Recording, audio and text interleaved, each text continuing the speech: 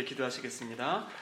사랑의 하나님 아버지 감사드립니다. 이 시간도 주님 말씀 앞으로 나아갑니다. 성령 하나님, 저희 입술을 주장하시사 오로지 하나님의 말씀만 선포하게 하여 주시옵소서.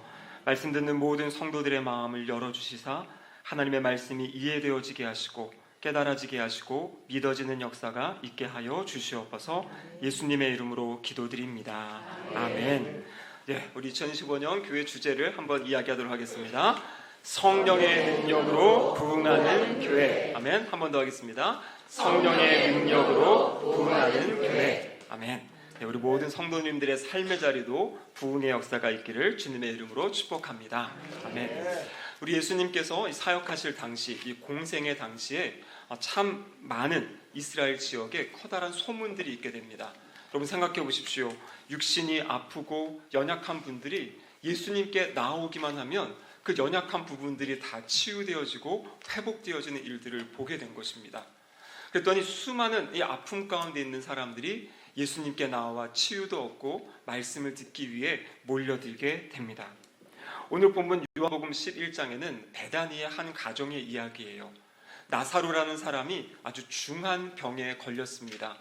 그 동생들이 마르다와 마리아였는데요. 그래도 아마 마르다와 마리아의 마음에는 그래, 우리는 예수님이랑 가까우니까 예수님이 오시면 우리 오빠를 고쳐주실 수 있을 거야. 이러한 마음이 아마 있었을 것 같아요. 왜냐하면 11장 앞부분에 보면 예수님께서 이 가정을 사랑하셨다라는 이제 그런 말씀이 있습니다. 그러니까 이미 친분이 있고 아는 사이이기 때문에 아프지만 예수님만 오시면 우리 오빠는 치유받을 수 있어. 나는 살아날 수 있을 거야. 나사로는 아마 그렇게 생각했을 겁니다. 그래서 이 여동생들이 예수님께 사람들을 보냈어요. 사람들을 보내서 지금 나사로가 아주 중한 병에 걸려 있습니다. 예수님 빨리 오셔서 우리 나사로 좀, 우리 오빠 좀 살려주세요라고 그렇게 예수님께 말씀을 드렸습니다. 그런데 요한복음 11장 6절의 말씀을 보시면 예수님이 나사로가 병들었다는 말을 들으셨지만 그곳에 이틀을 더 머무셨다, 유하셨다 그렇게 기록하고 있어요. 그러니까 아마 이 가정은 사람을 보냈으니까 예수님이 빨리 오셔서 우리 오빠를 살려주셔야 되는데 그 마음을 가지고 있는데 예수님은 당장 오신 게 아니라 그곳에 이틀을 더 머물고 계신 겁니다. 그리고 드디어 예수님께서 이 가정에 찾아오셨어요. 하지만 나사로는 이미 죽은 다음이었습니다. 요한복음 11장 17절의 말씀을 보시면 예수께서 와서 보시니 나사로가 무덤에 있은지 이미 나흘이라 이렇게 되어 있습니다. 뒤에 보면요, 예수님께서 이 나사로의 무덤에 돌을 옮겨라, 치워라 그럴 때 이 마르다가 하는 이 얘기가 뭐냐면, 아니 이제 시신이 썩어 냄새가 나는데 어떻게 그 돌을 치우라고 합니까? 라고 이야기를 하는 거죠. 그러니까 여기서 지금 나흘이 지났다라는 것은 무슨 말이냐면 이제 더 이상 소생할, 살아날 가능성이 없는 상황. 인간적인 생각으로, 일반적인 상황으로는 이제 모든 것이 끝났다. 나사로의 삶은 끝이다 라고 이제 이야기할 수 있는 그러한 상황입니다. 이 가정은 오빠를 잃은 그런 아픔과 슬픔 가운데 있을 수밖에 없는 지금 그러한 상황이 된 것이죠. 그런데 이 상황에서 예수님이 주시는 말씀이 요한복음 11장 43절의 말씀입니다. 우리 이 말씀 같이 한번 읽어보겠습니다. 이 말씀을 하시고 큰 소리로 나사로야 나오라 부르시니. 아멘. 나사로야 나오라. 죽어있는 나사로를 향하여, 시신인 이 죽음이 되어 있는 나사로를 향해서 나사로야 나오라. 예수님이 이렇게 말씀하신 겁니다. 어떤 일이 일어났습니까? 그 손과 발이 이 배로 쌓여있던 그 나사로, 얼굴, 머리에 수건으로 덮여있던 그 나사로가 이 돌 무덤 밖으로 나왔다 그래요. 제가 생각해 보기에는 우리가 이제 입관하고 할 때 보면 이렇게 온 몸을 이렇게 감싸지 않습니까? 그 모양이라면 아마 나사로가 나올 때 이렇게 콩콩 뛰며 나오지 않았을까? 이 발이 묶여 있다면요. 근데 어쨌거나 엄청 놀라운 기적적인 사건. 죽은 지 사흘이 지난 이 사람이 지금 나흘이 지난 사람이 지금 살아 나온 것이에요. 그래서 이 요한복음 11장 앞부분에는 이 아픔과 죽음과 절망의 분위기라면 이제 이 뒷부분에서는 어떠한 이야기냐면 나사로가 다시 살아난, 소생한 그러한 이야기가 이제 전개가 되는 겁니다. 그리고 그 중앙에 이 죽음과 삶의 중앙에서 예수님께서 또 자기 선언을 하신 말씀이 바로 오늘 요한복음 11장 25절과 26절의 말씀입니다.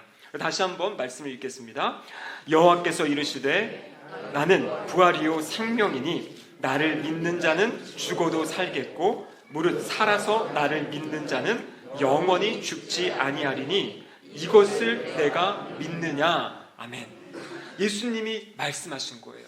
제가 여러 번 말씀드린 것처럼 이 요한복음에서는 예수님이 7번에 걸쳐서 나는 무엇이다 이렇게 이야기하시면서 예수님이 어떠한 분이신지를 친히 사람들에게 알려주시고 나타내 주셨어요. 그래서 우리가 지난번에 살펴본 요한복음 6장에서는 나는 생명의 떡이다. 요한복음 8장에서는 나는 세상의 빛이다.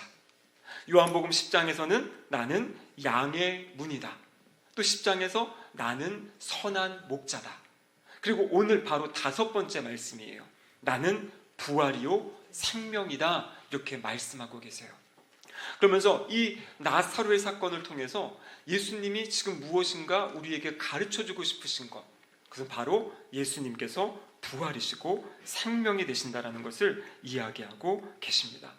그래서 나사로의 사건을 통해 예수님은 이 사건을 통해 하나님이 영광 받으시고 예수님이 영광 받으시고 또 이 사건을 통해 많은 사람이 주님께로 돌아오기를 원하는 그러한 마음으로 이 기적을 베푸셨습니다.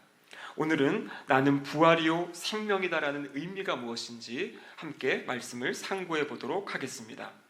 첫 번째로는요, 바로 예수님이 부활의 모델이시다라는 것이에요. 예수님이 부활의 모델이시다. 여러분, 부활에 대해서 많이 생각해 보셨습니까? 제가 이렇게 우리의 신앙생활을 보면 예수 그리스도의 십자가의 죽으심에 대한 이야기는 참 많이 우리가 듣기도 하고 또 묵상도 하고 생각을 하는데, 부활하신 주님에 대한 이야기는 이 부활절에 한번 하고 나면 제대로 이야기를 듣지 못하는 것 같아요. 그 부활하신 주님이 나와 어떤 관계가 있는지, 그 부활의 의미가 무엇인지 우리가 별로 생각하지 못하고 지나가는 것 같습니다. 여러분, 하지만요, 우리가 복음이라고 이야기할 때 복음에는 두 가지가 언제나 같이 이야기돼야 되는 것이에요. 그것은 바로 십자가의 죽으심과 예수님의 부활하심, 이 두 가지가 합쳐질 때 온전한 복음이 되는 것입니다. 마태복음 16장에서 예수님께서 제자들에게 물으셨어요. 너희는 나를 누구라고 하느냐? 그때 우리가 잘 아는 유명한 고백이 있죠. 베드로가 주는 그리스도시요 살아계신 하나님의 아들입니다. 그래서 그때 베드로가 아주 완벽한 예수님이 기뻐하시는 그 고백을 하게 됩니다. 그 고백을 들으신 예수님께서 그때 처음으로 무엇을 말씀하시냐면 앞으로 예수님에게 있어질 일들을 처음으로 말씀하세요. 그 일이 무엇이냐면 이제 내가 사람들로부터 잡혀서 고난을 받게 되고 내가 죽음을 맞이하게 되고 하지만 나는 다시 살아난다. 그래서 예수님의 고난과 십자가의 죽으심과 그리고 부활하심을 바로 그 베드로의 신앙 고백 이후에 처음으로 말씀하시고 이후에 2차례 더 말씀하시게 돼요. 그래서 예수님께서는 이 땅에 계실 때 앞으로 나의 삶이 어떻게 될 것이라는 것을 제자들에게 말씀하셨지만 사실 제자들은 영적인 눈이 가리워져서 그것을 알지 못했지요. 그래서 예수님이 부활하신 다음에도 그것을 전혀 생각하지 못하고 부활하신 예수님을 만났을 때 처음에는 믿지 못하는 그런 모습을 보여주기도 하였습니다. 하지만 우리가 꼭 믿어야 되는 것, 우리가 붙잡아야 되는 것은 무엇이냐면 우리 주님은 십자가에 달려 돌아가시고 죽으신 것만이 아니라 다시 살아나셨다라는 사실이에요. 그래서 지금 대부분의 종교들에는 이 무덤이 있습니다. 그 종교의 지도자들의 무덤이 있어가지고 그곳을 이제 순례하는 것, 이제 그것이 이제 그 종교들만의 특징이에요. 여러분, 하지만 아시다시피 우리 기독교에는 예수님의 무덤이 없어요. 왜냐하면 우리 주님은 부활하셔서 지금도 살아계시기 때문입니다. 여러분, 그런데 우리가 잘 생각하셔야 될 것은요, 나사로의 이 다시 살아남은 이것은 부활이 아닙니다. 이것은 소생한 것이에요. 성경에 보면 예수님께서 3명의 사람을 살리신 기록이 나와 있어요. 첫 번째 나와 있는 것이 오늘 우리가 읽은 이 말씀, 죽은 나사로를 살리셨고요, 또 회당장 야이로의 딸을 살리셨고, 나인성 과부의 아들을 살리십니다. 근데 이 세 가지 사건은 사실 인간적으로 이 세상의 질서로는 일어날 수 없는 일이에요. 죽었다고 한 사람들, 그 사람이 지금 다시 살아난 것이죠. 근데 이것은 부활이 아니라 소생이라는 것이에요. 부활은 무엇이냐면, 한번 부활하면 이제 영원히 살아가는 것이 성경에 나오는 부활인데, 이 나사로도 결국에는 죽었고, 야류의 딸도 죽었고, 나인성 과부의 아들도 결국에는 죽었습니다. 그러니까 소생이라는 것은 삶이 조금 더 연장된 그러한 사건. 하지만 이때까지 예수님이 사람들의 병을 고치는 것, 그것을 뛰어넘는, 죽은 사람을 다시 살려서 새로운 생명을 주셨던 놀라운 기적의 이야기입니다. 근데 중요한 것, 그래서 예수님이 아까 제가 부활의 모델이 되신다 그랬죠. 그것은 무슨 말이냐면 고린도전서 15장 20절 말씀, 이 말씀에 나와 있어요. 여러분, 고린도전서 15장은 전체가 부활에 대한 말씀이에요. 여러분, 부활에 대해서 알고 싶으시면 이 고린도전서 15장의 말씀을 읽으시면 됩니다. 자, 20절 말씀 함께 읽겠습니다.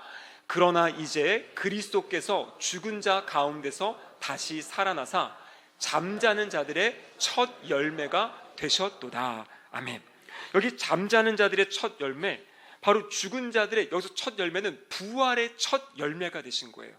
다른 사람들은 잠깐 살아났다 다시 죽었지만, 예수님이 말씀하신 이 부활은, 부활하신 예수님이 영원히 사시는 것처럼 나중에 우리에게 약속하신 부활도 부활 이후에 우리가 영원히 살아가는 것을 지금 이제 말씀해주고 계신다라는 것입니다. 자, 그렇다면 여러분, 부활하셨어요. 예수님은 지금도 살아계십니다.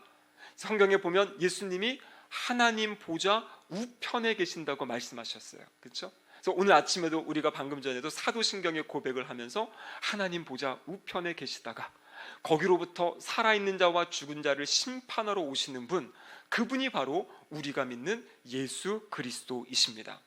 여러분, 예수님은, 그럼 예수님 하나님 보좌 우편에서 지금 무슨 일을 하고 계실까요? 우리 많은 성도님들이 예수님은 살아계셔서 나의 삶에 함께 하세요, 나와 동행해 주세요, 나를 지켜주시고 나를 보호해 주시고 나의 기도를 들어주시고 또 나를 위해 중보해 주시고, 이런 많은 이야기들 하십니다. 다 맞는 말씀들이에요. 근데 여러분, 우리가 꼭 기억해야 될 중요한 한 가지 사실이 있어요. 그것은 무엇이냐면, 예수님은 단순히 그냥 내 곁에서 나를 돕는 그런 분이 아니라는 것이에요. 물론 그 일도 하시지만, 부활하신 예수님, 하나님 보좌 우편에 앉아 계신다는 그 의미는 무엇이냐면, 하나님께서 예수님께 온 우주 만물을 다스리고 통치하는 그 통치권을 예수님께 위임하셨다라는 것이에요. 그래서 부활하신 예수님께서 마태복음 28장에 보면 하늘과 땅의 모든 권세를 내게 주셨으니, 그렇게 말씀하시면서 그러므로 너희는 가서 모든 민족을 제자로 삼아라, 이 명령의 말씀을 주시거든요. 그때 부활하신 예수님께서 하신 말씀이 하늘과 땅의 모든 권세, 우리가 지금 새벽마다 에베소서 말씀 여러분 어떻게 잘 듣고 계십니까? 우리 카톡에 올려드리는 그 말씀에 에베소서가 그것을 이야기하는 거거든요. 에베소서 1장과 2장에서 부활하신 예수님, 하나님이 예수님을 모든 이름 위에 뛰어나게 하시고 그 예수님을 통해 예수님을 교회의 머리로 세우시고 그 교회를 통해 만물을 충만하게 하신다, 그것이 바로 성경에 나온 예수님의 모습이라는 겁니다. 그래서 우리가 붙잡아야 될 믿음은 무엇이냐면, 나는 연약하고 나는 부족하고 나는 한없이 작지만 내가 믿는 예수 그리스도, 우리 주님은 우주 만물보다 크신 분이다라는 그 사실이에요. 내가 믿고 내가 의지하고 신뢰하는 예수님은 이 세상의 어떤 것보다도 위대하시고 뛰어나시고 높으신 하나님이시다라는 그 사실입니다. 그래서 우리의 믿음은 여러분 다른 것이 믿음이 아니지요. 우리의 믿음의 핵심은 우리가 믿는 예수 그리스도가 어떠한 분이신지를 믿는 것이에요. 나의 삶의 모든 문제를 뛰어넘으시고 이 땅의 나의 삶의 모든 문제를 다스리시고 통치하시는 그 분이 바로 우리가 믿는, 내가 믿는 예수 그리스도이십니다. 여러분, 그렇기 때문에 우리는 이분 안에서, 우리 주님 안에서 평안함을 누릴 수 있는 거예요. 이 주님 때문에 우리는 두려움을 물리칠 수 있는 것입니다. 왜냐하면 이 주님이, 위대하신 주님이 우리와 함께 하신다 약속하시고 우리의 삶의 선한 목자가 되어 우리를 보호하시고 인도하신다고 약속하셨기 때문입니다. 여러분, 종교개혁을 일으킨 마틴 루터, 이분의 한 예화가 있어요. 여러분, 종교개혁은 참 힘들고 어려운 일이었습니다. 그 당시에 독일, 그 당시에 유럽은 이제 완전히 기독교 국가들이었죠. 그것을 다스렸던 것이 카톨릭이었어요. 근데 이 카톨릭이 처음에는 베드로부터 시작해가지고요, 우리 초대 교회로부터 시작해가지고 아마 잘 이 복음을 전하고 진행이 되어지다가, 근데 이 카톨릭이 하나님의 말씀을 떠나게 됩니다.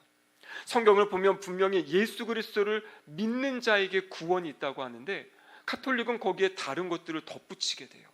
선행을 해야 된다, 구제를 해야 된다, 그러면서 예수님의 복음만이 아니라 다른 어떤 것이 필요하다는 것들을 강조하게 됩니다.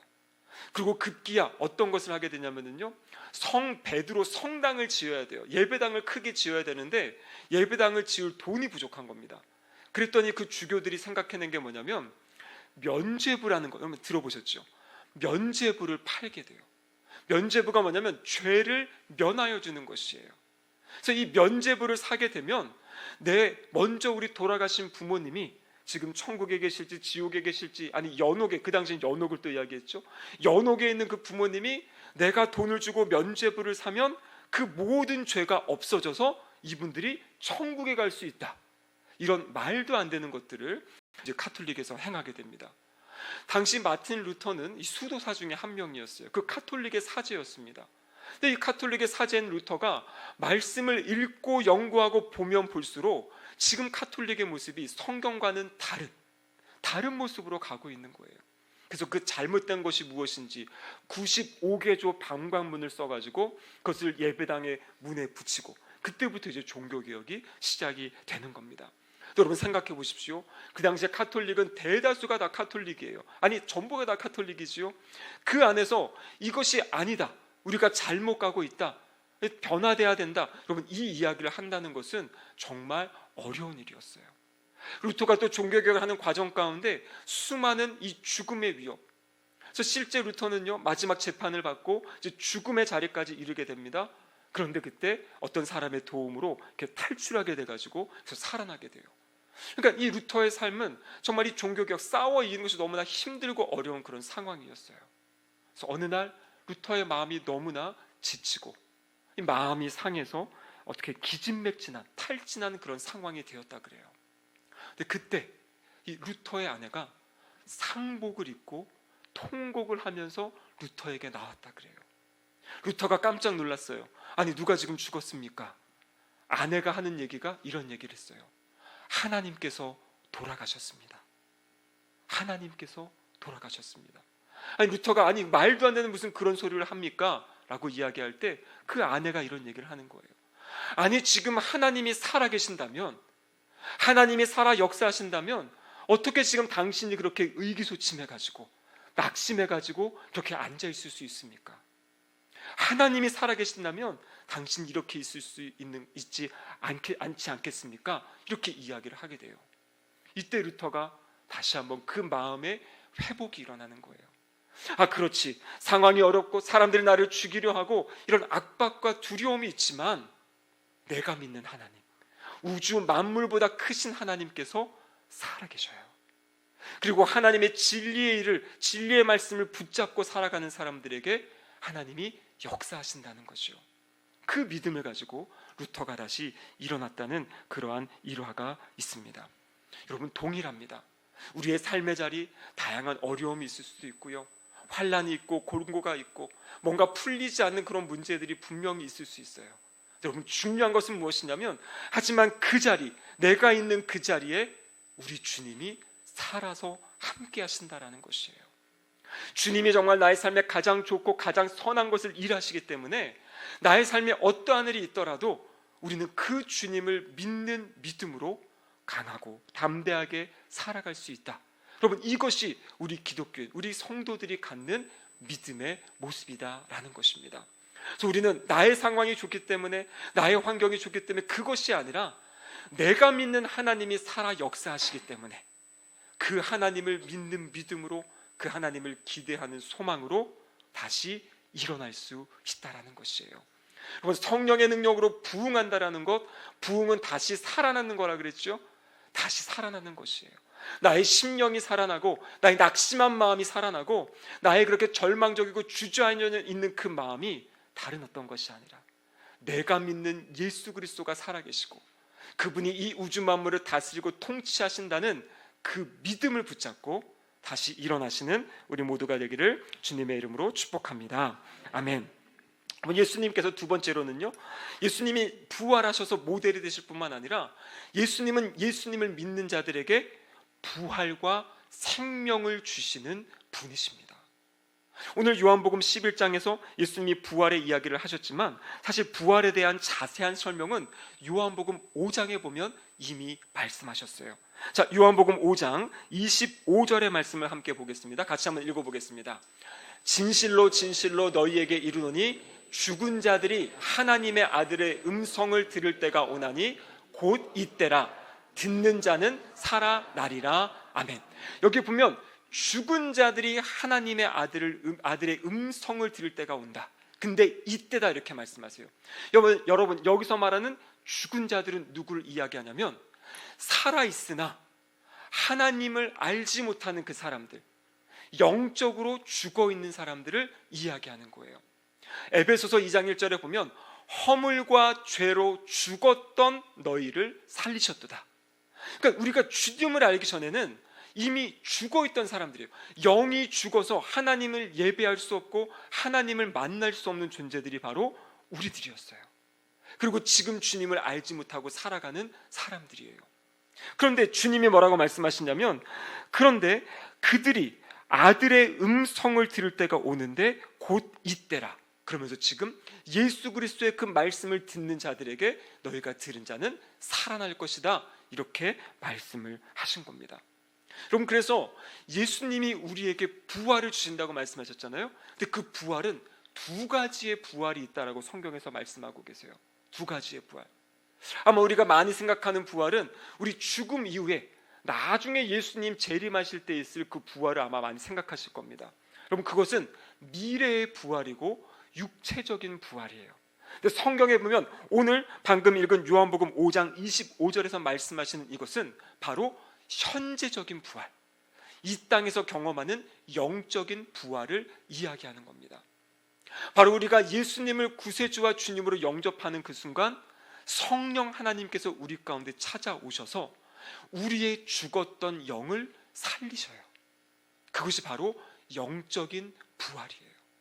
우리가 영으로 죽어가지고 하나님을 예배할 수 없었던 우리 존재들이 예수님을 영접하는 그 순간 성령님이 우리의 영을 살리셔서 그때부터는 이제 하나님을 예배할 수 있게 되고 하나님의 음성을 들을 수 있게 되고 하나님과 교제하며 살아가는 새로운 삶을 누리게 되었다라는 것이에요. 그것이 바로 성경에서 말하는 생명, 영생이고 현재적인 부활입니다. 여러분, 여기 계신 모든 예수님을 구세주와 주님으로 믿는 분들, 우리가 이미 영적으로 부활했다라는 사실을 믿으시기를 바랍니다. 그리고 영적인 부활의 최고의 은혜는 다른 어떤 것이 아니라 하나님을 알아가고 예수님을 알아가고 하나님과 예수님과 그 친밀한 관계, 친밀한 교제 가운데 살아가는 그 영생의 삶이 우리에게 주어졌다라는 그 사실입니다. 자, 그리고 여러분, 제가 방금 말씀드린 이것은 현재적인 부활, 영적인 부활이고요. 우리가 지금부터 누리며 살아가는 그 부활의 역사고요. 그리고 이제 앞으로 미래에 있을 부활을 이야기합니다. 자, 요한복음 5장 28절의 말씀입니다. 같이 한번 읽도록 하겠습니다. 요한복음 5장 28절입니다. 이를 놀랍게 여기지 말라. 무덤 속에 있는 자가 다 그의 음성을 들을 때가 오나니. 아멘. 여기 보면 무덤 속에 있는 자가 다 그의 음성을 듣는다. 바로 이것은 예수님이 재림하실 때, 마지막 예수님 재림하실 때에는 심판주로 오십니다. 예수님의 초림은 우리를 구원하기 위한 구세주로, 구원자로 오셨지만 마지막 재림은 심판주로 오신다 그랬어요. 근데 그때 믿는 사람들, 우리의 부활에 대해서 말씀하고 계세요. 근데 여러분, 그거 아십니까? 이 부활이라는 것은 우리만, 성도들만 부활하는 것이 아니에요. 믿지 않는 사람들도 부활하게 돼요. 자, 요한복음 5장 29절 말씀인데요. 29절에 이렇게 기록되어 있습니다. 선한 일을 행한 자는 생명의 부활로, 악한 일을 행한 자는 심판의 부활로 나오리라. 아멘. 여러분, 여기 보면요, 선한 일을 행했다는 것은 이 땅에서 윤리 도덕적인 착한 일을 했다, 그것을 지금 이야기하는 것이 아닙니다. 여기 선한 일이라는 것은 무엇이냐면 예수 그리스도를 구세주와 주님으로 믿고 그 주님을 따라 살아가는 그 사람들이 여기서 말하는 선한 사람들이에요. 이들은 어떠한 부활로? 생명의 부활로 우리가 살아날 거예요. 다시 살아날 거예요. 그런데 악한 일을 행한 자는 심판의 부활로 나오리라. 여러분, 그렇기 때문에 우리가 성경에서 이야기하는 천국과 지옥은 어떤 막 영이 그냥 둥둥 떠다니는 그런 곳이 아니에요. 천국과 지옥은 이제 그 부활할 때 이 신령한 몸, 영적인 몸, 그 육체를 가지고 우리가 천국을 가게 되고 그 부활한 몸을 가지고 지옥에 가게 되는 것이에요. 그래서 모든 사람들이 다 부활은 합니다. 하지만 그 부활은 심판의 부활이 있고 생명의 부활이 있다라고 우리에게 말씀해주고 계세요. 여러분, 그렇기 때문에 우리가 지금 태신자를 작정하고 그분들을 위해 기도하는 것은 단순히 그분들이 교회에 나와서 신앙생활하고 이 땅에서 마음의 평안을 누리고 좋은 은혜를 나누고, 여러분, 그 차원이 아닌 것이에요. 우리 여러분, 교회에 나오는 이유가 무엇입니까? 교회에 나오는 가장 중요한 이유는 우리는 천국 때문에 나오는 거예요. 천국과 지옥이 있음을 알기 때문에, 그 천국을 소망하고 그 천국에 가기 위해서 우리는 지금 신앙생활을 하는 것이에요. 우리의 태신자를 위해 우리가 기도할 때 가장 소중한 것은 그분들이 정말 예수 그리스도를 구세주와 주님으로 영접해서 지옥에 가는 것이 아니라 영원한 하나님의 나라 천국에 갈 수 있도록 우리가 그 옆에서 그 역할을 도와주고 그 사역을 우리가 감당하는 것입니다. 여러분, 그래서 우리는 소망이 있는 것이에요. 우리 그리스도인들의 소망, 믿음과 사랑과 소망이 있다 그러죠. 여러분, 이 소망은 다른 소망이 아니라 바로 이 부활의 소망을 가지고 살아가는 것이에요. 이미 우리의 삶에 이루어진 이 부활, 그럼 그렇기 때문에 우리는 날마다 선포할 수 있어야 되는 거예요. 주님이 나에게 생명을 주셨다. 주님이 나에게 새로운 삶을 주셨다. 아까 마틴 루터처럼 하나님이 정말 죽으신 것 같이, 하나님이 안 계신 것 같이 낙심하고 좌절하는 것이 아니라 어떠한 상황에서도 우리의 눈을 들어 살아계신 그 주님을 바라보며 살아계신 주님이 나에게 생명을 주셨고 나는 그 생명력을 가지고 살아가는 놀라운 하나님의 자녀다라는 그 고백을 가지고 이 땅을 살아가는 것이에요. 그럼 그리고 우리는 언젠가 우리가 알 수 없을 때 우리는 하나님의 부르심을 받습니다. 이것은 모든 사람에게 정해진 거지요. 이것은 나이가 많다고 나이가 적다고 언제일지 우리는 아무도 알지 못해요. 하지만 중요한 것은 한 번 죽는 것은 사람에게 정해진 것이에요. 여러분, 우리가 이 땅을 살아갈 때 두려움 없이 살아갈 수 있는 이유가 무엇이냐면, 우리가 이 땅에서 주님과 동행하며 교제하며 살았던 사람이라면 우리가 언제 죽더라도 우리는 다시 부활한다라는 것이에요. 생명의 부활, 신령한 몸을 입고 하나님과 함께 영원히 하나님을 예배하며 찬양하며 교제하며 살아갈 수 있는 그 은혜가 우리에게 있다라는 것입니다. 이 땅의 사람들이 가장 두려워하는 것이 죽음이에요. 죽음 때문에 자신의 삶의 모든 것을 거기에 초점을 맞추고 살아가요. 하지만 여러분, 우리는 죽음을 두려워하고 죽음을 무서워하며 그 살아가는 사람들이 아니라 우리는 하나님이 주신 사명을 붙잡고 살아가는 것이에요.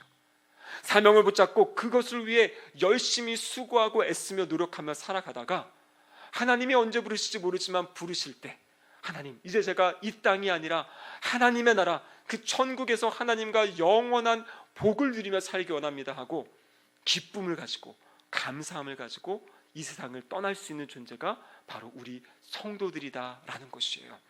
여러분, 그래서 이 모든 두려움들을 다 떠나보내고 주님이 약속하신 이 부활신앙을 가지고 삶의 자리에서 승리하며 살아가는 우리 모든 성도님들 되시기를 주님의 이름으로 축복합니다. 아멘. 기도하겠습니다.